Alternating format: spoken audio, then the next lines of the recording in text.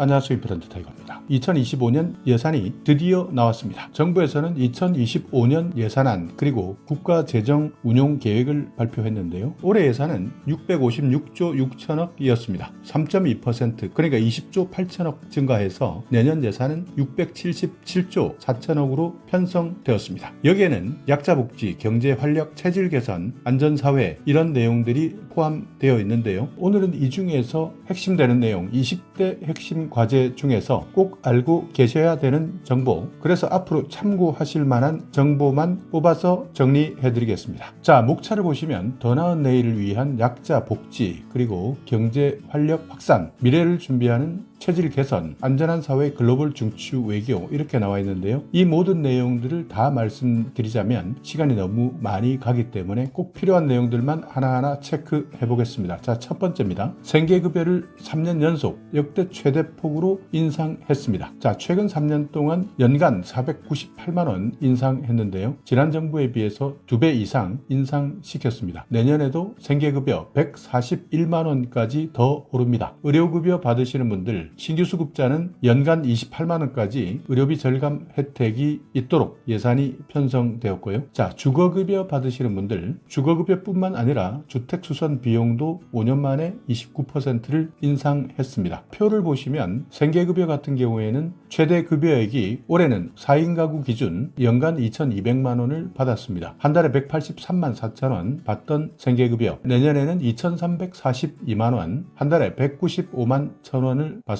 그리고 주거급여에서도 주택수선비 아까 말씀드렸던 29% 인상한 금액, 올해까지는 1,241만 원이었는데요. 이제 주택수선비 1,601만 원까지 최대 360만 원을 더 받을 수 있기 때문에 주택수선 올해 신청하지 못하신 분들은 내년에는 1,601만 원까지 지원받을 수 있습니다. 그리고 어르신 일자리를 역대 최대 110만 개 공급한다. 이 내용도 포함되어 있는데요. 55년부터 74년생 베이비 부모에 속하는데요. 본격적으로 은퇴하고 노인 인구는 드디어 1,000만 명을 넘었습니다. 그래서 앞으로 안정적인 노후 소득이 필요하신 분들 일자리 예산에서 지원하겠다는 겁니다. 1차 베이비 부머 55년생부터 63년생 705만 명이고요. 2차 베이비 부머는 64년생부터 74년생까지 954만 명입니다. 내년에는 1960년생도 노인 인구로 편입됩니다. 그러니까 만 65세 이상 되는 1960년생 86만 명이 새롭게 노인 인구로 편입된다. 그래서 이런 사람들 소득을 보장하기 위해서 일자리 올해는 103만 개였는데요. 이것을 110만 개까지, 그리고 기초연금 단가도 인상시킵니다. 올해 33만 4천 원에서 내년에는 34만 4천 원으로 단가를 인상시킵니다. 그리고 고령자 복지주택도 확대하고 여러 가지 맞춤형 돌봄 서비스도 신규로 제공합니다. 표를 보시면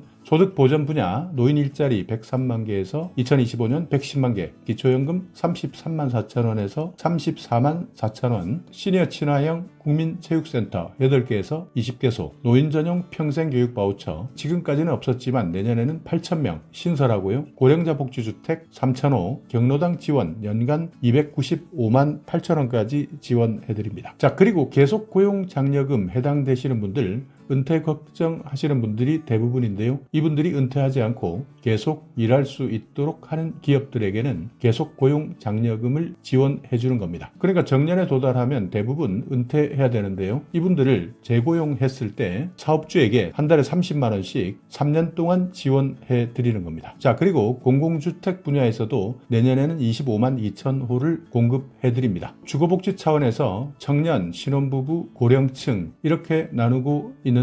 청년 공공임대는 3만 6천 호에서 3만 8천 호, 신혼부부 공공임대는 2만 4천 호에서 4만 9천 호, 고령층 공공임대는 6천 호에서 7천 호, 고령자 복지주택은 1,000호에서 3,000호, 그러니까 3배 확대되는 겁니다. 자, 또 하나는 육아휴직급여입니다. 최대 250만 원을 지원해 드리는데 올해까지는 150만 원을 지원했던 것을 100만 원 인상합니다. 250만 원까지 지원해 드리고요. 배우자의 출산휴가 5일에서 20일까지 늘어납니다. 대체인력 지원금도 80만 원까지 지원하다가 120만 원까지, 그리고 육아휴직 업무 분담 지원금도 한 달에 20만 원 신설합니다. 자, 그리고 또 하나의 청년 분야입니다. 주택 드림 대출, 청년 도약 계좌, 고립 방지 이런 내용들이 있는데요. 주택 드림 대출 청년 전용 저리 대출입니다. 분양가의 80%까지 빌려드리는데 최저 2.2% 저리로 빌려주는 청년 주택 드림 대출. 이 정책을 이용하게 되면 연간 800만 원 수준의 이자 부담이 절감됩니다. 청년 도약 계좌 들어보셨을 겁니다. 저소득 청년에 대한 목돈을 지원해주는 제도인데요. 소득 관계없습니다. 정부에서 기여금을 지원해주는데 매칭 지원금 한 달에 40만 원에서 70만 원까지 지원해드리는 것. 그러니까 여러 가지 요건에 따라서 조금씩 달랐던 것을 일원화합니다. 70만 원까지 전체적으로 상향시켜서 지원하기 때문에 저소득 청년 목돈 마련하는데 조금 더 유리해집니다. 최근 사회 문제가 되고 있는 고립 청년, 은둔 청년에 대한 복귀도 지원해드립니다. 자, 표를 보시면 주택 드림 대출 올해는 없었습니다.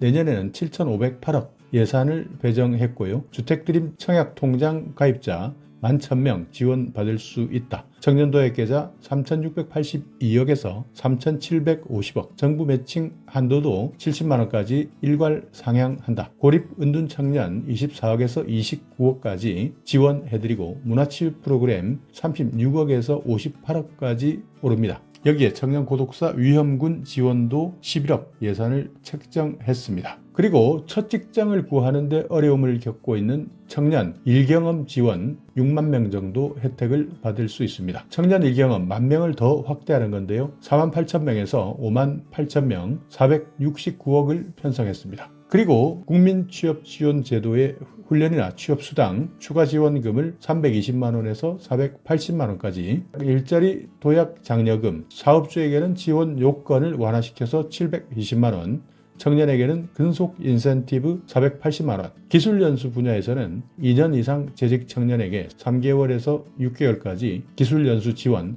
이 예산도 72억을 편성했습니다. 그리고 교통혁신, 교통불편 제로 이런 내용도 발표되었는데요. 이 중에서 대중교통 서비스 개선, 교통불편 제로로 구현하겠다. 여기에서 보시면 K패스입니다. 대중교통 부담을 완화시키겠다 해서 다자녀 가구 같은 경우에는 올해 20% 할인 185만 명 가입하고 있는 K패스, 내년에는 360만 명, 그래서 2,375억 예산을 편성했는데 올해 20% 할인 받을 수 있었던 것이 내년에는 30에서 50%까지 할인받을 수 있도록 편성된 내용도 주목해볼 만합니다. 자, 그리고 군대 예산도 많이 바뀝니다. 올해까지는 병봉급 165만 원이었는데요. 내년에는 205만 원까지 늘어납니다. 병봉급에는 급여와 내일준비 지원금이 있습니다. 125만 원, 40만 원 이렇게 지원하던 것을 150만 원, 55만 원, 그래서 205만 원까지 지원해 드립니다. 주거나 생활시설도 2인실에서 4인실 병영생활관을 지속적으로 추진합니다. 그리고 최근 발생했던 전기차 화재